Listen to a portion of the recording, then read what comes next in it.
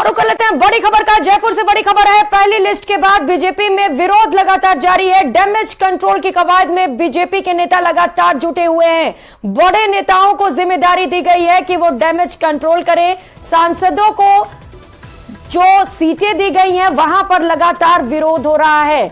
जो स्थानीय नेता है उनका कहना है कि स्थानीय नेताओं को टिकट मिलना चाहिए था, उन्हें उम्मीदवार बनाना चाहिए था क्योंकि क्षेत्र में उनका दबदबा है, लेकिन यहां पर सांसदों को टिकट दे दिया गया और इसी को लेकर लगातार बीजेपी में विरोध के सुर उठ रहे हैं। इसे लेकर पार्टी भी लगातार डैमेज कंट्रोल में जुटी हुई है। लोगों को मनाने की, समझाने की कोशिश की जा रही है। मान मनोबल का दौर लगातार जारी है, लेकिन इन सब के बीच अभी भी कुछ ऐसे कार्यकर्ता हैं, कुछ नेता हैं जो लगातार बगावत के सुर उठाते हुए नजर आ रहे हैं। ऐसे में एक बड़ा चैलेंज बीजेपी के लिए बना हुआ है क्योंकि 200 सीटों में अभी तो सिर्फ 41 प्रत्याशियों की सूची ही सामने आई है और ऐसे में अब जो विरोध के सुर उठ रहे हैं उनका डैमेज कंट्रोल कैसे किया जाए, ये बड़ा सवाल है। सहयोगी सौरभ हमारे साथ जुड़ चुके हैं। सौरभ, बड़ा चैलेंज बना हुआ है बीजेपी के लिए डैमेज कंट्रोल करना, कुछ फॉर्मूला निकाल पाई क्या बीजेपी? जी बिल्कुल, देखिए आज छठा दिन है लिस्ट जारी होने के बाद, लेकिन अब तक जो है वो बीजेपी की ये कोशिश जो है वो सिरे नहीं चढ़ पा रही। तमाम कोशिशें की जा रही है कि किस प्रकार से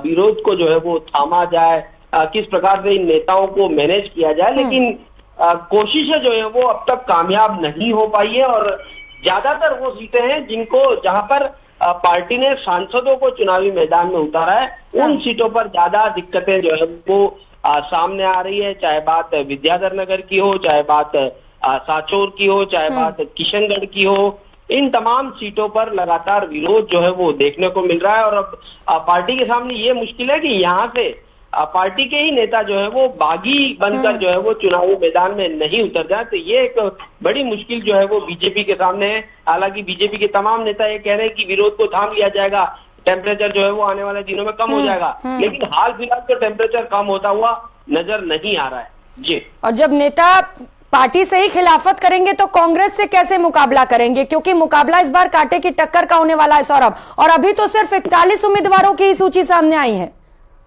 बिल्कुल सही कहा, अभी तो सिर्फ 41 सीटों पर पार्टी ने प्रत्याशी उतारे, वो भी वो सीटें हैं जहां पर बीजेपी ज्यादातर हारती रही है। हाँ। अभी तो मेन लिस्ट तो आनी बाकी है, उसमें किस प्रकार का विरोध होता है और ये देखने वाली बड़ी बात होगी और उसको किस प्रकार से मैनेज किया जाता है। लेकिन हाल फिलहाल तो ये कंडीशन लग रही कि पार्टी इस विरोध को थामने में कामयाब जो है वो नहीं हो पाई है और अलग अलग जगह से। बिल्कुल सौरभ, तो जैसा कि आप बता रहे हैं कि अभी फिलहाल इस डैमेज को वो कंट्रोल नहीं कर पाई, अब देखना है कि आगे कौन सा फॉर्मूला बीजेपी निकाल पाती है। बहुत शुक्रिया आपका तमाम जानकारियों के लिए। रुक करेंगे।